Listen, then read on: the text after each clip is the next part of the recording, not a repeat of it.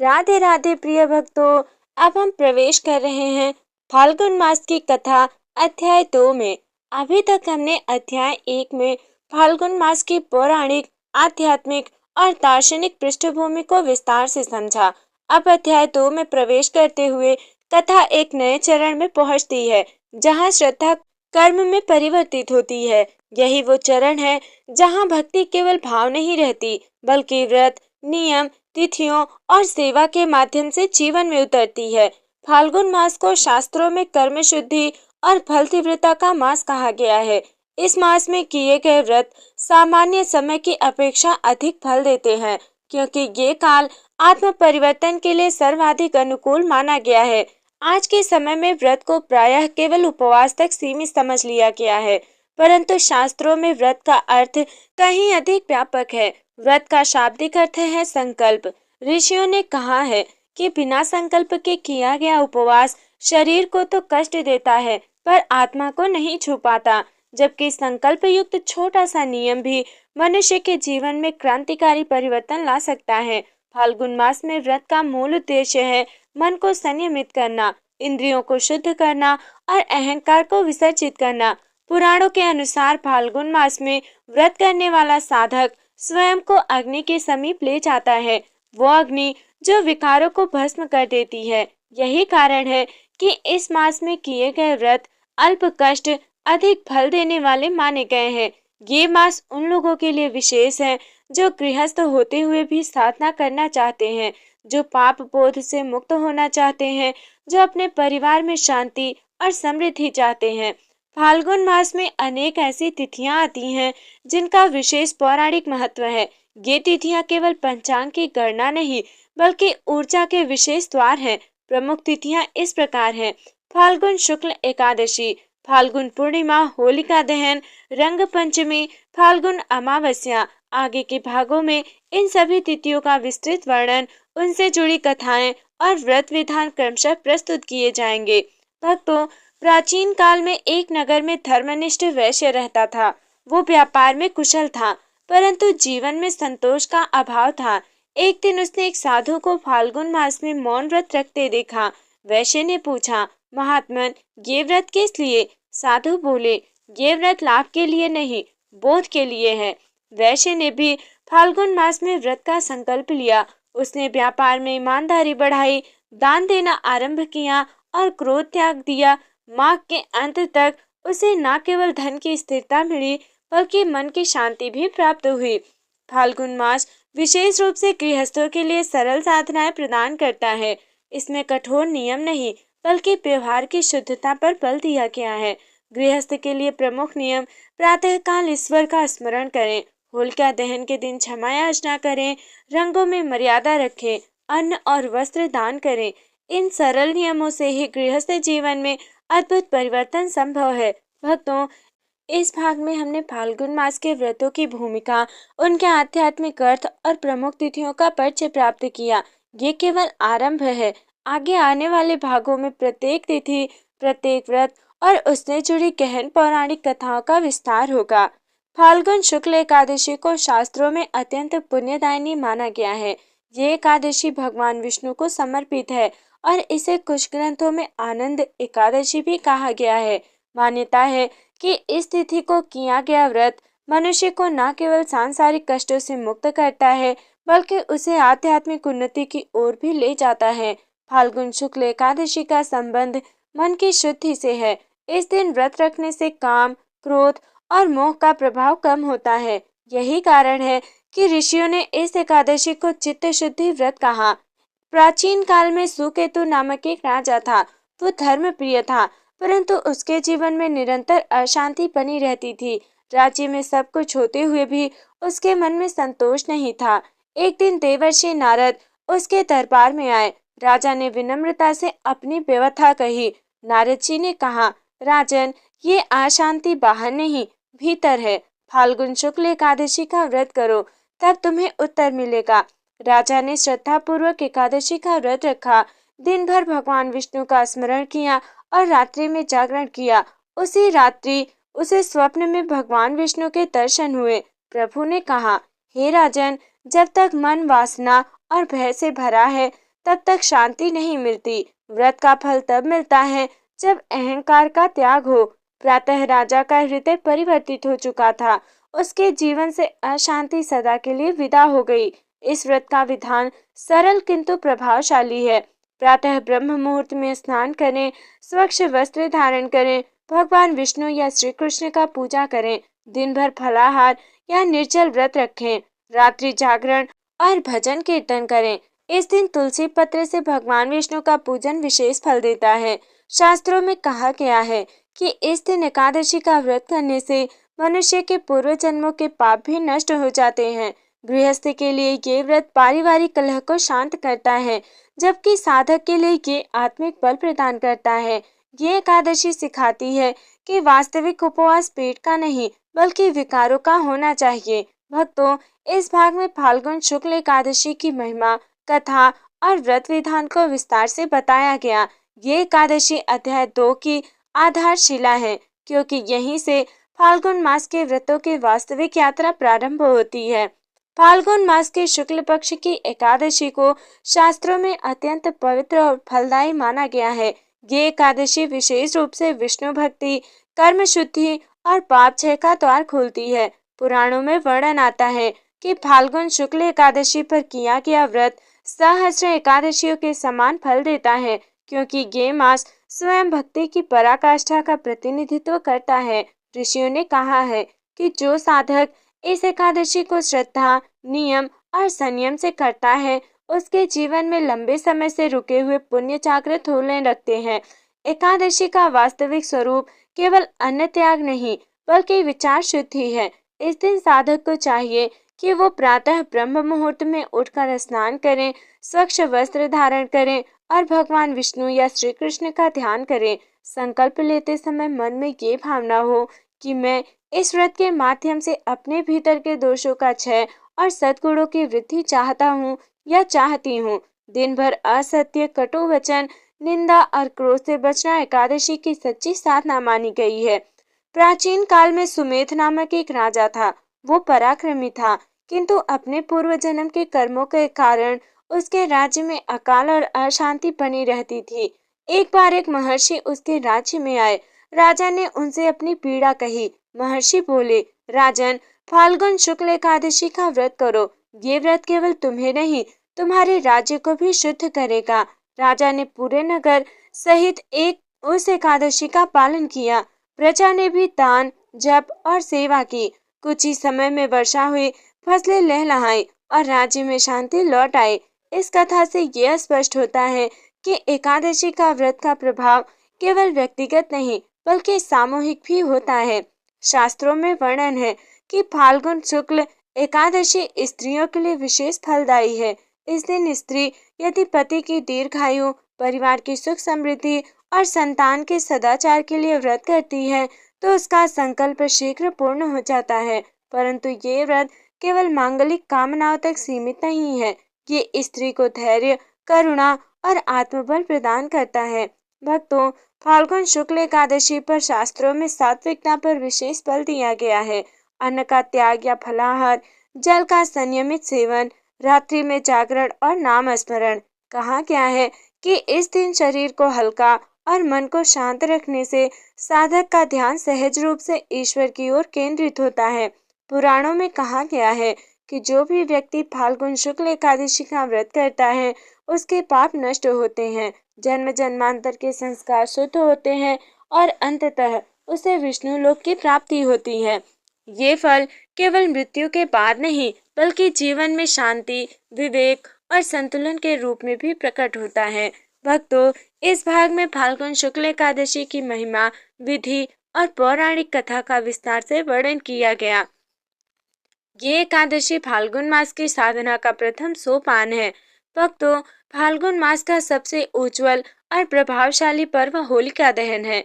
ये केवल अग्नि में लकड़ियां जलाने की परंपरा नहीं बल्कि मनुष्य के भीतर छिपे अहंकार, क्रूरता और अधर्म के दहन का प्रतीक है। शास्त्र कहते हैं, जहाँ भक्ति है वहाँ अग्नि भी शीतल हो जाती है और जहाँ अहंकार है वहाँ अमृत भी विष बन जाता है। होलिका दहन इसी सत्य का सजीव उदाहरण है। प्राचीन काल में हिरण्यकशिप, नामक असुर राजा था। उसने कठोर तपस्या द्वारा ब्रह्मा से वरदान प्राप्त किया कि ना वो दिन में मरे, ना रात में, ना घर के भीतर, ना बाहर, ना अस्त्र से और ना ही शस्त्र से। वरदान पाकर उसका अहंकार देवताओं से भी ऊपर उठ गया। उसने घोषणा कर दी कि इस सृष्टि में मेरे अतिरिक्त कोई पूज्य नहीं। यहीं से अधर्म का बीज पूर्ण रूप से अंकुरित हुआ। हिरण्यकश्यप का पुत्र प्रहलाद था, जो जन्म से ही विष्णु भक्त था।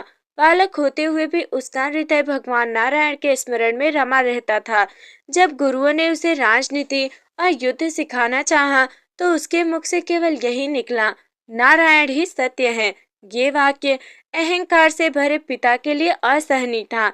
हिरण्यकश्यप ने प्रहलाद को अनेक यातनाएं दी। ऊंचे पर्वत से गिरवाया गया, विष दिया गया, सांपों के बीच फेंका गया, परंतु हर बार विष्णु की कृपा से प्रहलाद सुरक्षित रहा। ये दर्शाता है कि जहाँ सच्ची भक्ति होती है, वहाँ प्रकृति भी रक्षक बन जाती है।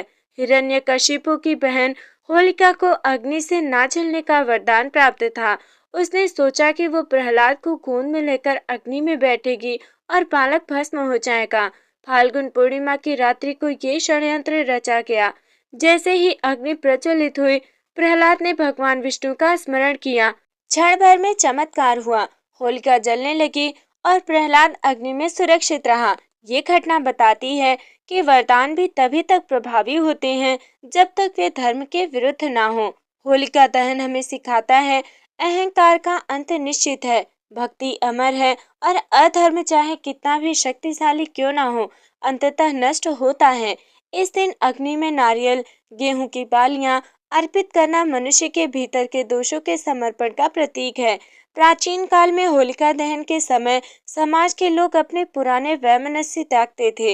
ये पर्व केवल धार्मिक नहीं, बल्कि सामाजिक शुद्धि का माध्यम भी है, जहाँ कटुता जलाकर सौहार्द स्थापित किया जाता है। भक्तों, इस भाग में होलिका दहन की संपूर्ण पौराणिक कथा और उसका गूढ़ अर्थ स्पष्ट किया गया।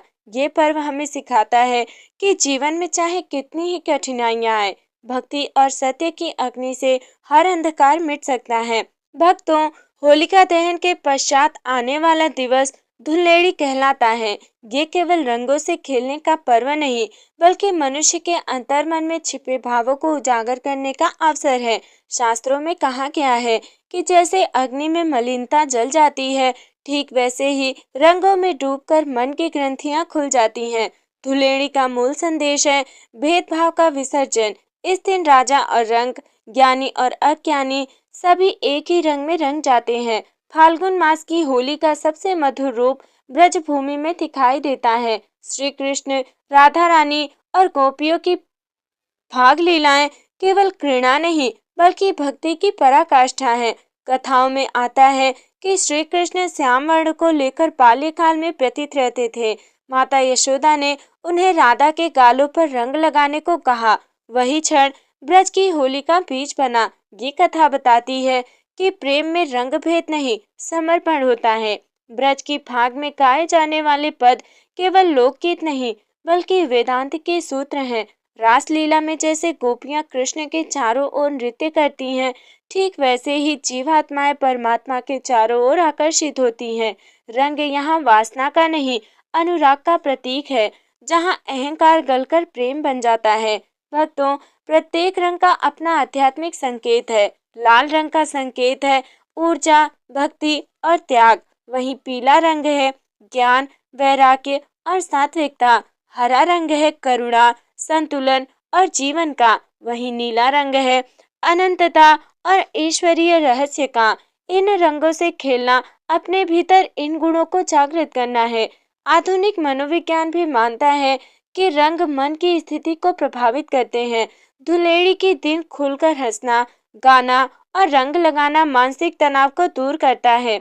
इस प्रकार होली केवल धार्मिक पर्व नहीं, बल्कि मानसिक स्वास्थ्य का उत्सव भी है। शास्त्र ये भी बताते हैं कि होली का उल्लास मर्यादा के भीतर होना चाहिए। किसी की इच्छा के विरुद्ध रंग ना लगाए, कटु वचन और असंयम से बचे, प्राकृतिक रंगों का प्रयोग करें। यही होली का वास्तविक रूप है। प्राचीन भारत में धुलेड़ी के दिन समाज के पुराने मतभेद मिटाए जाते थे। बैर, द्वेष और दूरी को रंगों के साथ बहा दिया जाता था।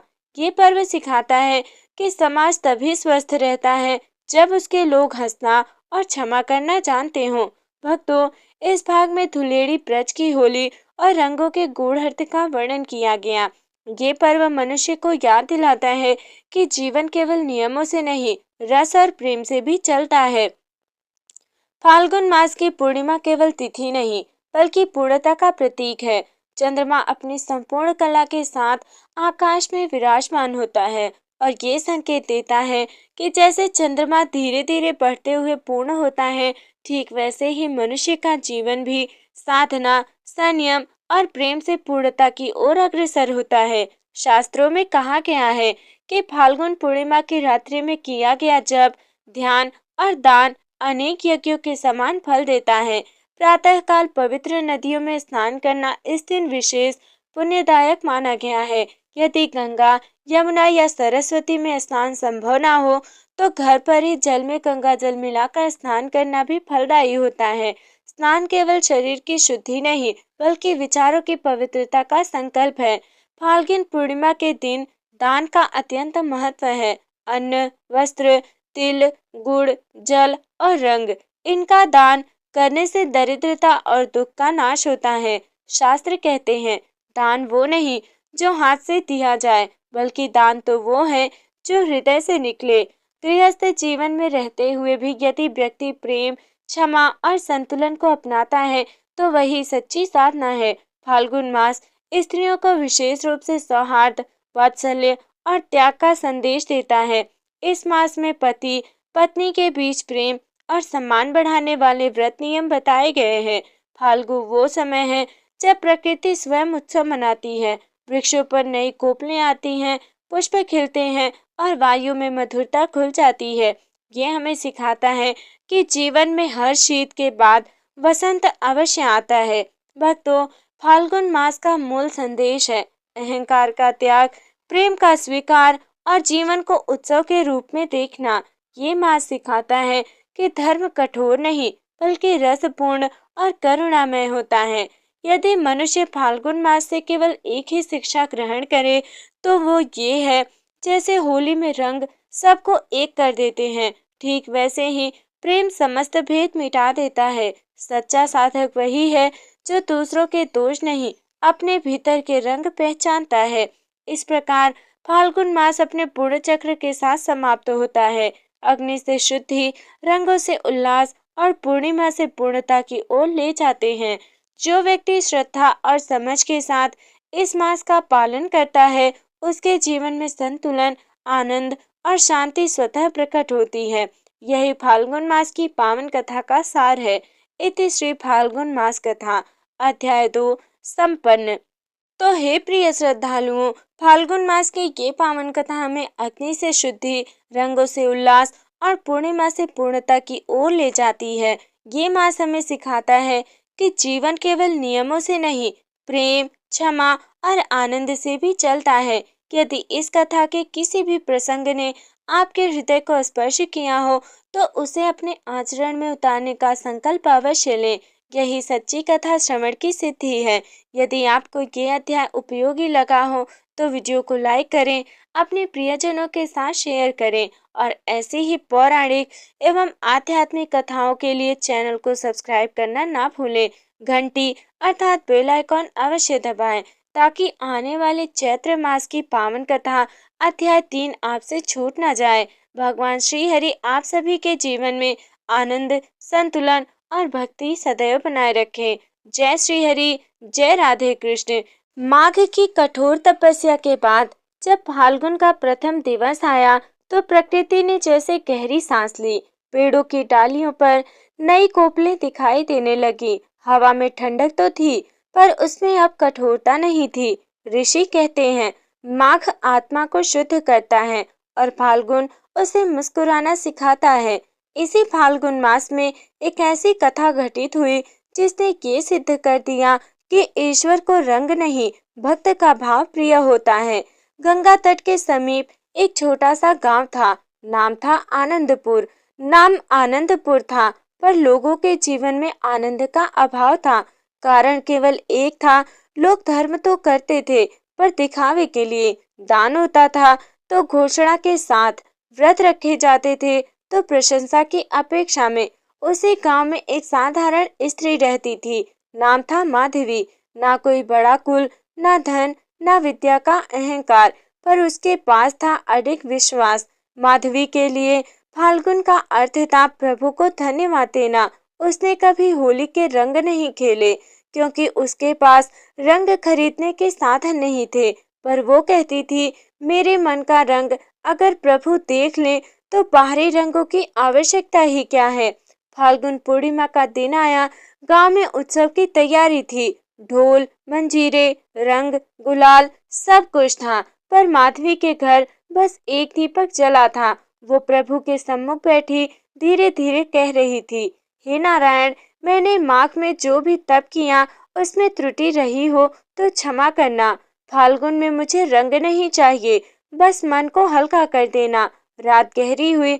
गांव के लोग होली की मस्ती में डूबे थे। उसी समय माधवी को स्वप्न आया।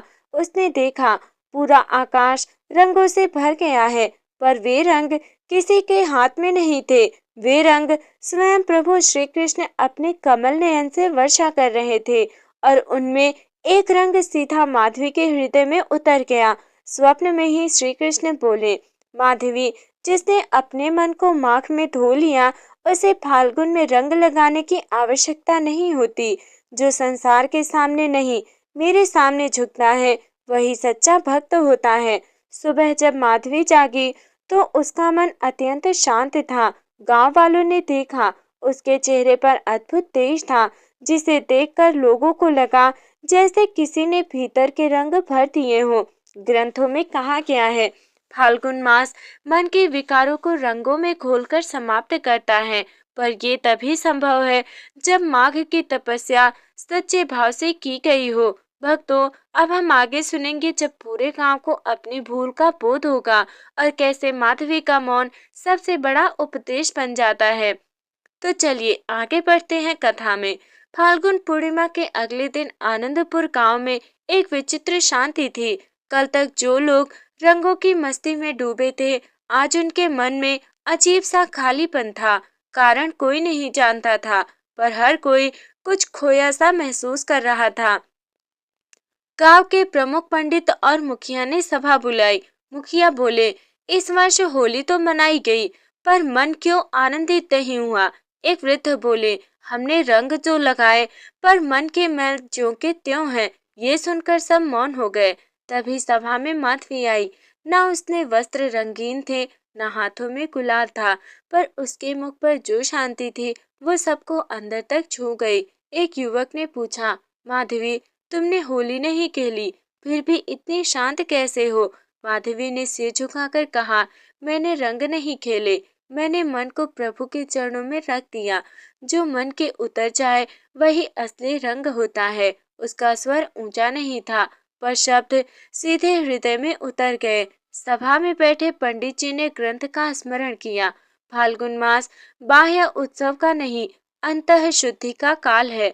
लोगों को अपने कर्मों का बोध होने लगा। उन्होंने समझा, धर्म दिखावे से नहीं, भाव से होता है। माधवी ने उसी दिन एक व्रत लिया। मैं किसी को उपदेश नहीं दूंगी, केवल सेवा करूंगी। वो वृद्धों की सेवा करने लगी, बच्चों को कथा सुनाने लगी और दुखियों के लिए मौन सहारा बनी। धीरे धीरे आनंदपुर बदलने लगा। जहाँ पहले दान नाम के लिए होता था, अब चुपचाप होने लगा। जहाँ पहले व्रत दिखावे के थे, अब साधना बनने लगी। और ये सब बिना किसी प्रवचन के हो रहा था। भक्तों, शास्त्र कहते हैं, जिसे प्रभु ने भीतर से रंग दिया, वो दूसरों को बिना बोले रंग देता है। माधवी इसी सिद्धांत की जीवित प्रतिमा बन चुकी थी। समय अपनी गति से आगे बढ़ रहा था। फाल्गुन का मध्य भाग चल रहा था। गांव में शांति तो थी, पर प्रकृति एक और पाठ सिखाने वाली थी। एक सुबह गांव के किसान घबराए हुए आए। पिछले कई दिनों से मेघ नहीं बरसे थे। कुएं का जल तेजी से घट रहा था। मुखिया बोले, यदि यही स्थिति रही तो फसल संकट में पड़ जाएगी। लोगों के मन भय प्रवेश कर गया। जहाँ लोग डर और चिंता में थे, वहीं माधवी प्रभु के चरणों में बैठी थी। उसने ना रोया, ना शिकायत की, बस इतना कहा, हे नारायण, यदि ये भी आपकी लीला है तो हमें सहने की शक्ति देना। जल की कमी शुरू होते ही लोगों ने अपने अपने घड़े पिछा छिपाने शुरू कर दिए, पर माधवी हर दिन कुएं से जल लाती और प्यासों में बांट देती। एक स्त्री ने कहा, माधवी, तुम खुद भूखी प्यासी रह जाओगी। माधवी मुस्कुराई, अगर किसी और की प्यास बुझ जाए तो मेरी प्यास अपने आप मिट जाएगी। एक दिन माधवी स्वयं अत्यंत दुर्बल हो गई, उसे चक्कर आए, लोग घबरा गए। किसी ने कहा, अब तो अपने लिए कुछ रख लो। माधवी ने आंखें बंद कर बस इतना कहा, फाल्गुन का फल समय है, जो माघ में बोया था आज वही देना है। उस रात आकाश में घने बादल छा गए, बिजली चमकी और मूसलाधार वर्षा हुई। सूखी धरती भीग गई। अगली सुबह कुएं का जल फिर से भर गया। लोग समझ गए, ये केवल वर्षा नहीं, ये करुणा की स्वीकृति है। ग्रामवासी माधवी के चरणों में आए, पर उसने हाथ जोड़कर कहा, मेरे नहीं, प्रभु के चरणों में झुको, जिसने हमें ये अवसर दिया। जो संकट में भी दूसरों को देखे, वही सच्चा फाल्गुन का पात्र होता है। वर्षा के बाद ग्राम आनंदपुर में हरियाली तो लौट आई थी। लोग प्रसन्न थे, कृतज्ञ थे, पर जीवन का नियम है, जब बाहर सुख बढ़ता है तभी भीतर की परीक्षा आती है। माधवी के जीवन में एक ऐसा दुख था जिसे वो कभी किसी से नहीं कहती थी। उसका एक छोटा सा पुत्र था, गोविंद। फाल्गुन के इन्हीं दिनों में वो अचानक गंभीर रूप से बीमार पड़ गया। दिन रात माधवी उसके सिरहाने बैठी रहती, कभी कुएं का जल पिलाती, कभी उसके माथे पर गीला कपड़ा रखती। पर एक बात लोगों ने देखी, माधवी ने कभी शिकायत नहीं की। एक पड़ोसन बोली, तुम इतना सह रही हो, फिर भी तुम्हारे मुख पर शांति कैसे है? माधवी की आंखें नम हो गईं, पर स्वर स्थिर था। माँ का दुख शोर नहीं करता, वो प्रभु तक मौन में पहुंचता है। एक रात गोविंद की दशा अत्यंत गंभीर हो गई। ग्राम के वैद्य ने हाथ खड़े कर दिए। माधवी दीपक लेकर प्रभु के सामने बैठी। उसने कहा, हे नारायण, यदि इसे लेना है तो भी स्वीकार है, बस मेरे मन में कोई शिकायत ना छोड़ना। उसी क्षण माधवी को वही अनुभव हुआ जो पहले स्वप्न में हुआ था। हृदय में एक अद्भुत शांति उतर आई। सुबह गोविंद की आंखें खुली, ज्वर उतर चुका था, गांव में आनंद की लहर दौड़ गई। भक्तों, लोगों ने कहा, ये तुम्हारी भक्ति का बल है। माधवी बोली, ये प्रभु की कृपा है। भक्ति तो केवल स्वीकार करना सिखाती है। भक्तों, शास्त्र कहते हैं, जो पीड़ा को भी प्रसाद मान ले, उसके जीवन में फाल्गुन सदा बना रहता है। फाल्गुन मास अब अपने अंतिम चरण में था। आनंदपुर गांव पहले जैसा नहीं रहा था। अब वहाँ धर्म शब्दों में नहीं, व्यवहार में दिखाई देता था। माधवी ने कभी स्वयं को गुरु नहीं कहा, पर गांव के लिए वो चलती फिरती शिक्षा बन चुकी थी। उसका एक ही सिद्धांत था, जो मिला उसे प्रभु का प्रसाद मानो, और जो छिन जाए उसे भी। फाल्गुन पूर्णिमा की संध्या लोग एकत्र हुए, पर इस बार ना रंग थे ना ढोल, बस दीपक और मौन था। लोगों ने अपने अपने जीवन की त्रुटियों को मन ही मन प्रभु के चरणों में रखा। मुखिया ने आग्रह किया, आज कुछ कहो, ताकि ये फाल्गुन सदा स्मरण रहे। माधवी बोली, फाल्गुन हमें सिखाता है कि जब तब पूरा हो जाए, तब अहंकार नहीं, कृतज्ञता रखो। रंग बाहर नहीं, भीतर चढ़ने चाहिए। सूत्रधार कहते हैं, जो माघ मास में सह ले, वो फाल्गुन में मुस्कुराना सीखता है, और जो फाल्गुन को समझ ले, उसका हर मास पुण्य बन जाता है। हे प्रभु, हमें भी माधवी जैसा मौन विश्वास देना, ताकि हमारा जीवन भी किसी का सहारा बन सके। यदि ये कथा आपके मन को स्पर्श कर गई हो, तो समझिए प्रभु ने आपके भीतर भी रंग भर दिए हैं। राधे राधे, जय श्री हरि। तो प्रिय भक्तों, अब तक आपने फाल्गुन मास की वो कथा सुनी जहाँ करुणा, मौन और स्वीकार ही सबसे बड़ा धर्म बने। लेकिन फाल्गुन का रहस्य यही समाप्त नहीं होता, क्योंकि यही वो मास है जहाँ प्रभु केवल भक्त की परीक्षा नहीं लेते, बल्कि टूटे हुए विश्वास को स्वयं अपने हाथों से फिर से जोड़ते हैं। फाल्गुन मास केवल उत्सव का नहीं, पुनर्जन्म का समय है। ये वो काल है जब ईश्वर उन लोगों के सबसे निकट होते हैं जो स्वयं से हार चुके होते हैं। यमुना तट के समीप एक वनांचल था, नंदकुंज वन। इस वन के पास एक छोटा सा आश्रम था जहाँ एक युवक रहता था। नाम था अच्युत। अच्युत नास्तिक नहीं था पर आस्तिक भी नहीं रह गया था। अच्युत ने जीवन में बहुत कुछ खोया था, माता पिता, गुरु, सम्मान और सबसे बढ़कर स्वयं पर विश्वास। वो कहता था, यदि ईश्वर होते तो सब कुछ यूं ही नहीं छीनते। जब फाल्गुन आया तो आश्रम में होली की तैयारी हुई, पर अच्युत रंगों से दूर रहा। उसने कहा, जिनके जीवन में रंग ही नहीं बचे वे होली कैसे खेलें। आश्रम के वृद्ध साधु ने केवल एक वाक्य कहा, फाल्गुन रंग खेलने का नहीं, टूटे मन को प्रभु के सामने रखने का मास है। अच्युत चुप रहा, पर ये वाक्य उसके भीतर ठहर गया। फाल्गुन की एक रात अच्युत ने स्वप्न देखा। उसने देखा कि वो अंधकार में खड़ा है और दूर एक दीपक जल रहा है, पर हर बार जब वो दीपक की ओर बढ़ता वो बुझ जाता। अच्युत चीखा, यदि आप मुझे प्रकाश नहीं देना चाहते तो दिखाते क्यों हैं? उसी क्षण स्वप्न में एक स्वर गूंजा, मैं दीपक नहीं बुझा रहा, मैं देख रहा हूँ कि तू अंधकार में भी चल सकता है या नहीं। सुबह अच्युत उठा तो पहली बार उसने प्रभु से कुछ मांगा नहीं। उसने कहा, यदि मुझे कुछ बनना है तो पहले मुझे सहना सिखाइए। ग्रंथ कहते हैं, फाल्गुन में जो ईश्वर प्रसन्न करता है वही उत्तर पाने योग्य बनता है।